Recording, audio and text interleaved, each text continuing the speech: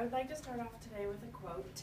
I'm not sure who wrote it, but it says, "Everything in your life is a reflection of a choice you have made. If you want different results, start making different choices." That quote just resonates with me because a lot of the things that I'm involved in now are results of decisions that I've made to positively affect my life.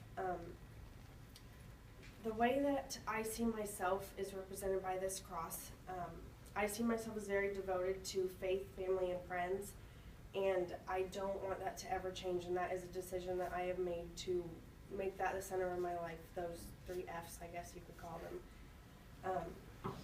I have been going to church ever since I was little. I was baptized before I could remember, and I've made so many amazing friends and been closer to family just because of church, and your church group is a very supportive part of your life, and it's important to stay in touch with that.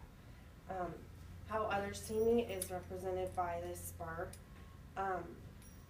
Everyone sees me as very involved in agriculture and animal sciences, and that is very important to me because that's my entire life. It literally runs my life. I have a cattle ranch back home, and that's going to be my future. I'm an animal sciences major, specifically for beef cattle, and I'm in all sorts of clubs devoted to beef and animal sciences, and I couldn't imagine my life without it. It's an addiction. It's a healthy addiction to have, I guess you could say, but I wouldn't want it any other way.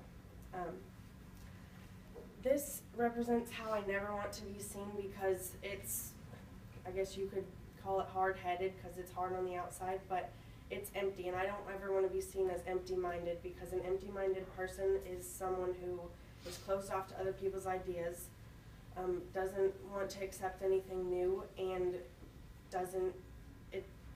doesn't hold anything because it just wants to stay empty. And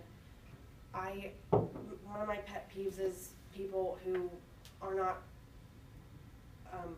who don't research what they're talking about and then they try to stand up for it. I like to be educated on what I'm talking about, and so I don't ever want to be seen as uneducated.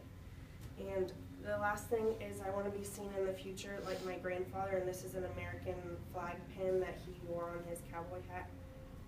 And he lives life to the fullest. He never lets anything get in his way, and he's a leader in agriculture and in daily life and in business and everything, and I want to be seen as that. So these things are all tied together in my life, and they all just represent me in every way possible. So thank you.